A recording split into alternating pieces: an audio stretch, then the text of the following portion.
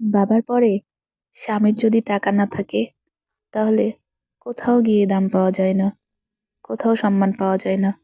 হোক সেটা নিজের বাবার বাড়ি অথবা শ্বশুর বাড়ি, কোনো জায়গাতেই দাম পাওয়া যায় না। আসসালামু আলাইকুম। কি অবস্থা সবার? সবাই কেমন আছেন? আই হোপ সবাই অনেক ভালো আছেন। আসলে দুনিয়াটা আজব না? যখন বাবা বেঁচে থাকে, বাবার টাকা থাকলে সব জায়গাতে গেলেই আদর, আপ্যায়ন, সম্মান সব জায়গাতেই দাম পাওয়া যায়।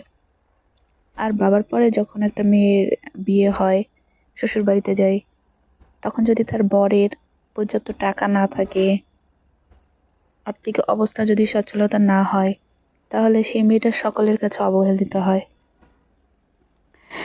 হোক সেটা নিজের পরিবার, নিজের আত্মীয় স্বজন অথবা স্বামীর পরিবার, স্বামীর আত্মীয় স্বজন। জানি না আপনাদের কাছে কথাটা কেমন লাগছে, কিন্তু এটাই বাস্তবতা। স্বামীর টাকা না থাকলে নিজের আত্মীয় স্বজনদের বাসাতে গেলেও ভাবে, কেন আসলো? কিছু কি চাইতে আসছে? ও কি অভাবে পড়ে আসছে? 2 দিন কি থাকবে? না বাবা, এত ঝামেলা করতে পারবো না, রাখতে পারবো না। এরকম একটা ভয় নিয়ে থাকে আত্মীয় স্বজনগুলা। শুধু যে নিজের আত্মীয় স্বজন এমনটা না, স্বামীর আত্মীয় স্বজনের বাসাতে গেলেও যদি স্বামীর টাকা না থাকে, তাহলে ভাবে যে কি জন্য আবার আসলো, এরা কি থাকবে না কি করবে, ঝামেলাটাই না করবে। এমনই আর কি মনে হচ্ছে সবাই সবকিছু এরকম নোংরা ধারণা পোষণ করে রাখে। আসলে স্বামীর টাকা থাকাটা যে কতটা গুরুত্বপূর্ণ, বাংলাদেশের অনেক মেয়েরা এই বিষয়টা জানে যে আসলে নিজের স্বামীর টাকা থাকাটা কতটা গুরুত্বপূর্ণ। ছোট থেকে আপনি যে বাড়িতে বড় হয়েছেন না, যদি আপনার বিয়ে হয়, গরিব ঘরে বিয়ে হয়, দেখবেন সে বাপ মাও, সে ভাই বোনগুলাও আপনার উপর অবহেলার দৃষ্টিতে তাকাবে।